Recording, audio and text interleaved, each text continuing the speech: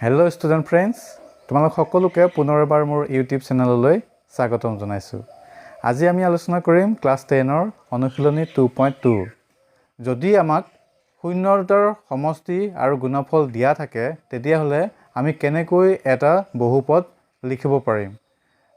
তাৰ বাবে আমি কি কৰিব লাগিব যে শূন্য আৰু সহগৰ মাজত সম্পৰ্ক আছিল, এই সম্পৰ্কৰ কেইটাৰ বিষয়ে আমি জানিব লাগিব। আমি পাইছিলোঁ যে শূন্যবোৰৰ সমষ্টি মানে শূন্য দুটা যদি আমি যোগ কৰোঁ তেতিয়াহ'লে সহগৰ লগত সম্পৰ্কটো কি হ'ব, -b/a। আকৌ যদি শূন্য দুটা আমি পূৰণ কৰোঁ তেতিয়া আমি পাই যাওঁ c/a। শূন্য দুটাৰ সমষ্টি -b/a আৰু শূন্য দুটাৰ গুণফল c/a। a, b আৰু c ইয়াতে কি বুজাইছে? a বুজাইছে x² সহগ, b বুজাইছে x ৰ সহগ আৰু c বুজাইছে ধ্ৰুৱক পদ। আমি জানো যে এটা দ্বিঘাত বহুপদৰ আৰ্হি গঠন ax² + bx + c, এইটো a b c। গতিকে মই যদি a b আৰু c উলিয়াই ল'ব পাৰোঁ তেতিয়াহ'লে মই দ্বিঘাত বহুপদটো মই লিখিব পাৰিম।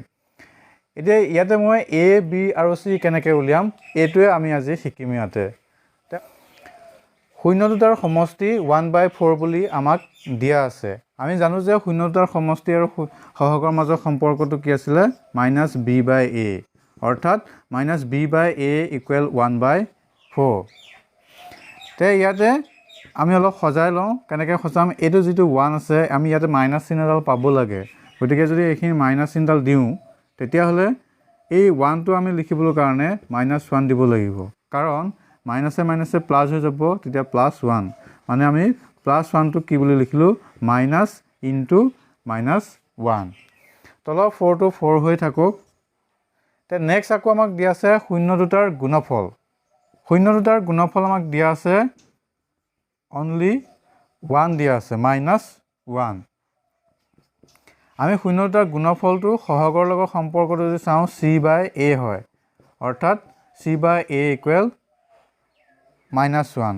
ইয়াক আমি লিখিম c/a = -1/1। এতিয়া তুলনা কৰি যদি চোৱা ইয়াতে দেখিবা b-টোক বুজাইছে -1এ, a-টোক বুজাইছে 4এ, ইয়াত c-টোক বুজাইছে -1এৰে আৰু a-টোক বুজাইছে 1। ইয়াত a-টো হৈছে 4 আৰু ইয়াত a-টো হৈছে 1। এতিয়া মই কি কৰিম, এই দুইটাতে a আছে গতিকে a-টো মিলাই দিম। ইয়াতে a-টো মিলাবৰ কাৰণে ইয়াত যিহেতু বেছি আছে গতিকে ইয়াত কি কৰিম, তলৰ পৰাই 4 পূৰণ কৰি পেলাই এই যিটো a ইয়াত 1 হৈ আছে এইটো মই 4 কৰিম। কেনেকৈ কৰিম, তলৰ পৰাই 4 পূৰণ কৰি দিম। 4 পূৰণ কৰিলে ইয়াত কি হৈ যাব, -4 আৰু তলত হ'ব 4।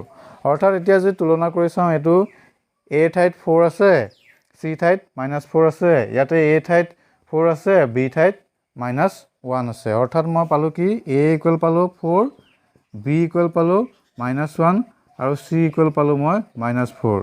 এতিয়া যদি মই দ্বিঘাত বহুপদটো লিখিব লগা হয় তেতিয়াহ'লে এইটো দ্বিঘাত বহুপদ, ইয়াতে a ঠাইত মই a মান, b ঠাইত b আৰু c ঠাইত c মানটো পাতি দিলেই দ্বিঘাত বহুপদটো হৈ যাব। এতেকে কি হ'ব,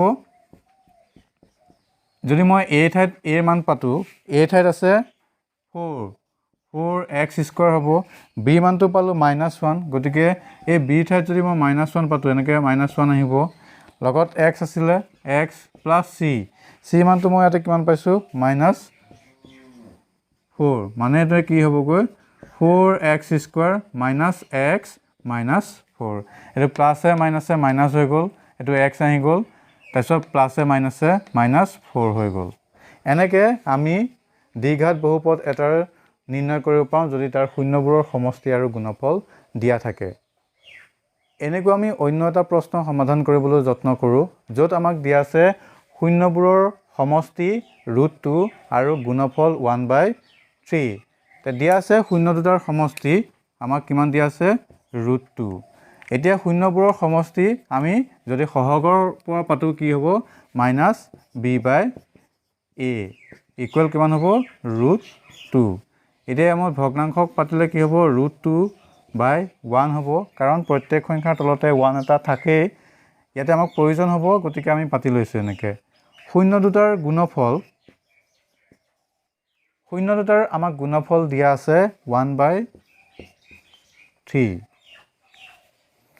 আমি জানো যে শূন্য দুটাৰ গুণফল যদি সহগৰ পৰা পাতিব খোজো তেতিয়া আকৌ কি আছিলে c/a অৰ্থাৎ c/a ইকুৱেল কিমান হ'ব 1/3 এতিয়া তুলনা কৰি চোৱাচোন ইয়াত a বুজাই আছে 1 এৰে b -√2 হ'ব a ইয়াত 3 হৈ আছে c 1 হৈ আছে এতিয়া a টো আমি মিলাবৰ কাৰণে এবাৰ কোড পূৰণ কৰিব লাগিব যেহেতু 3 আছে ইয়াত 1 আছে গতিকে ইয়াত তলৰ ওপৰত যদি মই 3 পূৰণ কৰি দিওঁ তেতিয়া ইয়াতো a টো 3 আহি যাব আৰু ইয়াতো 3 হৈ যাব মিলি যাব মানে আমি কি কৰিব লাগে a টো মিলাই দিলে হ'ল যেহেতু a টো দুইটাতে থাকে তে ইয়াত তলৰ ওপৰত মই কি পূৰণ কৰিব লাগিব 3 পূৰণ কৰিব লাগিব তেতিয়া আমি a পজিচনত থকা কিটা মিল পৰি যাব মানে এইটো আমি পাই যাম কেনেকুৱাকৈ 3√2/3 আৰু ইয়াতেতো পূৰণ কৰিব নালাগে ইয়াতে a 3 হৈ আছে এতিয়া যদি চাওঁ a 3 হৈ গ'ল ইয়াতো a 3 হৈ গ'ল মিলি গ'ল তে বাকি কিটা b টো কি হ'ব ইয়াতে এটা মাইনাস চিন আছে ইয়াত মাইনাস চিন নাই গতিকে আমি যেতিয়া b মানটো পাতিম তেতিয়া এনেকৈ পাতিব লাগিব মাইনাস ব্ৰেকেট -3√2/3 ইয়াততো a ঠিকে আছে মানে আমি কি পাই গ'লো a মানটো পালো 3 b পাই গ'লো -3√2 আৰু c পাই গ'লো আমি ইয়াতে 1 তে এইকেইটা পোৱাৰ পিছত আমি দ্বিঘাত বহুপদটো লিখিব পাৰিম এটাকে দ্বিঘাত বহুপদটো কি হ'ব r এই গঠনটো আছিলে ax² + bx + c এতিয়া a পজিচনত ইয়াত কি হ'ব 3 গতিকে 3 আহিব x² তাৰপিছত প্লাস চিন আহে প্লাস b ঠাইত কি আহিব b ঠাইত -3√2 আহিব লগত x থাকিব প্লাস c মানে ইয়াতে 1 মানে দ্বিঘাত বহুপদটো কি হ'ব 3x² - 3√2x + 1 এইদৰে আমি যদি শূন্যবোৰৰ সমষ্টি আৰু গুণফল দিয়া থাকে এটা বহুপদ নিৰ্ণয় কৰিব পাৰোঁ ইয়াতে আমি মনত ৰাখিব লগা কথাটো হৈছে যে a টো আমি মিলাব লাগে a টো বেলেগ বেলেগ থাকিলে মিলাব লাগে ধৰি লোৱা একে আছে 1/4 আছে শূন্য তেতিয়া 4 মিলি আছে তেতিয়া আমি একোৱে কৰিব নালাগে জাস্ট আমি পাতিব লাগে a = 4 b = এটা কিমান হ'ব -1 হৈ যাব যেহেতু এটা +1 আছে ফৰ্মুলা মতে -b হে থাকে গতিকে আমি এইখিনিতে b মানটো কি ধৰিব লাগিব -1 আৰু c টো 1 হ'ব ঠিক তেনেদৰে আমি দ্বিঘাত বহুপদটো লাষ্টত ইয়াত a ঠাইত b ঠাইত আৰু c ঠাইত a b আৰু c মানটো পাতি দিলে দ্বিঘাত বহুপদটো ওলাই যাব তে যদি ভিডিঅ'টো চাই পেলাই ভাল পাইছা লাইক কৰিবা যদি উপকৃত হৈছো বুলি ভাবিছা তে লগৰ সকলৰ মাজত শ্বেয়াৰ কৰিবা আৰু এনেকৈ ভিডিঅ'বোৰ পাই থাকিবৰ কাৰণে চেনেলটো সাবস্ক্ৰাইব কৰি ল'বা ভিডিঅ'টো চাই থকাৰ বাবে তোমালোকলৈ ধন্যবাদ